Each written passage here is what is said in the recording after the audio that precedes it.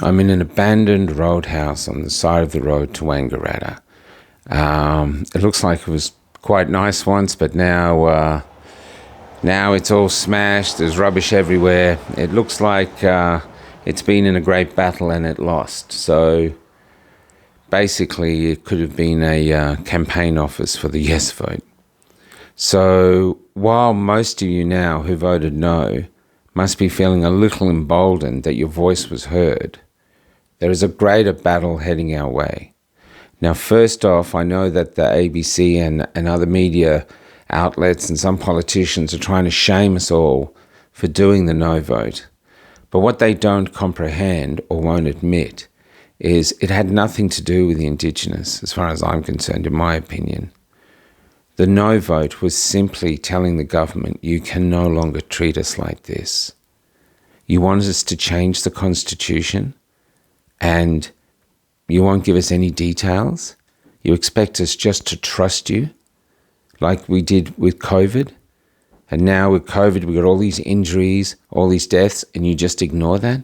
Like it never happened, and now you want to trust us again? You're saying just trust us again? Basically, I believe this was Australians going, don't you treat us like serfs or slaves. You treat us with respect. You want to change our constitution? You give us all the details and then we'll make an informed choice. Screw your vibe. I truly believe was a protest vote. But what it showed was an enormous majority thought the same.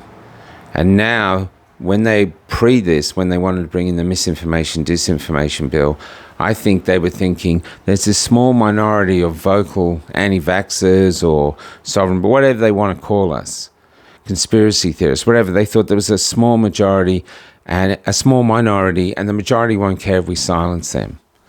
Well, the fact that the no vote was so huge means that no, you won't be silencing a minority. You'll be silencing a majority.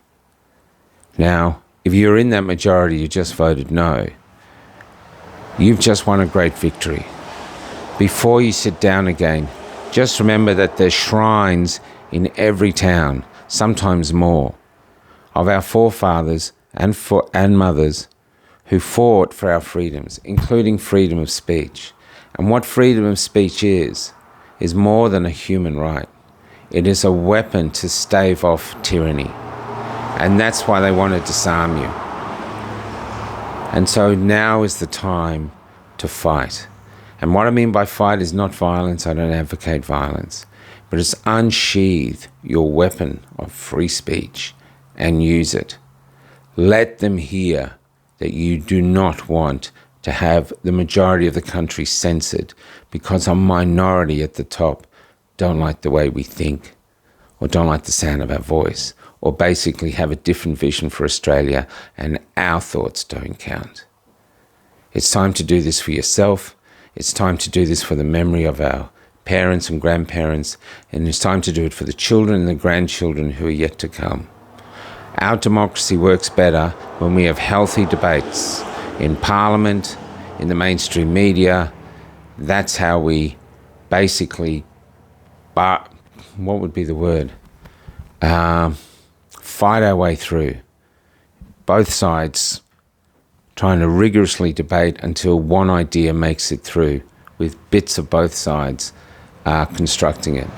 That's the best way forward. And yeah, so I urge you now, while you're still standing up, to just say, no, you're not going to censor the nation. That is unacceptable. That only happens in a communist society, and we're not communist. We're Australian.